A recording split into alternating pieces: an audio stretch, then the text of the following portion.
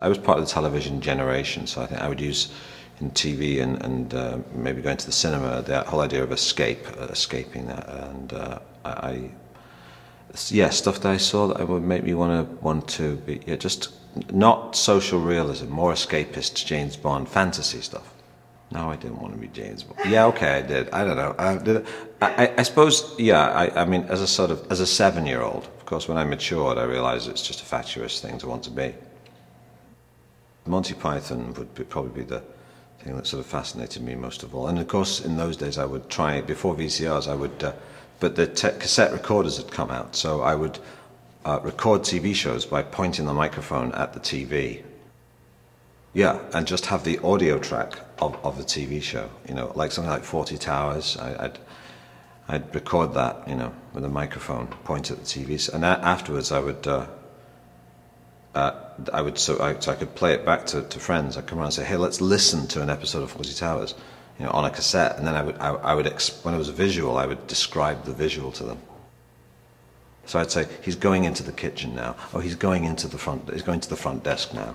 I wasn't the class clown though. I wasn't like, hey, look at me, everyone. I wasn't that guy. I was more like, I had a small coterie of friends. We had a slightly elitist sense of humor. I think that we kind of liked the fact that it wasn't for everyone. I think general observations in the past, maybe, I think Americans don't like looking at ugly people. And they generally like the comedy to come from people being smart and funny, not from people being self-delusional and stupid and funny generally. I think, although there are examples of that, but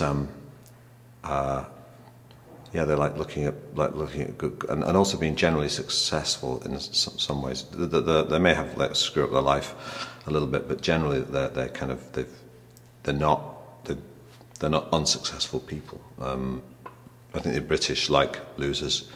They like people who haven't achieved things. I think the whole thing of I think the British are more enthusiastic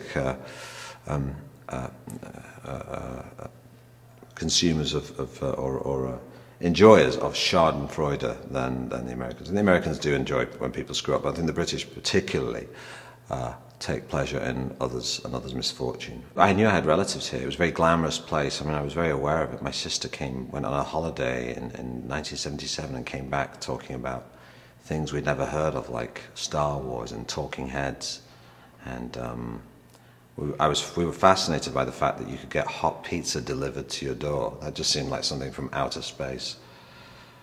New York looks like it should be in a movie, but Los Angeles just seemed very slightly. You know, you can come to New York and not know anybody and just see the city and absorb it. Being a woman, well, really, I don't treat it that much differently from playing a man. I just play someone who happens to have a vagina instead of a penis. I don't really like drag acts and stuff like that. I find it quite tedious and boring, to be honest. But someone had the idea that maybe I should do a female character, and I knew enough kind of scary working class women growing up in Manchester to think I think I've got someone that at least some people would recognise, kind of predatory, sort of very assertive, sort of pants-wearing females that I sort of was aware of as a kid. Well, you know, in a comedy, it's not hard playing Jesus. It's just a guy, a very well-rounded guy. I mean, Jesus Christ was a very interesting person. You know, whether he was the Son of God or not, who knows? But he was interesting. He was quite philanthropic and fairly well-rounded. I think in most of his views, he was quite progressive.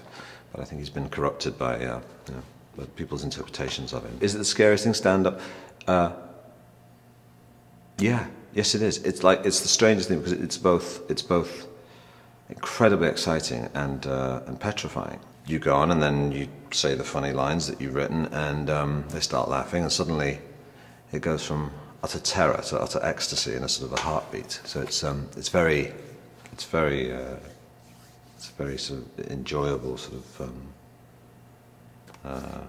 it's like you can understand why people become megalomaniacs, because just for the kind of feedback they get from the big speeches. You know, I can understand that why someone might want to become a dictator, just to get that kind of vibe from the crowd.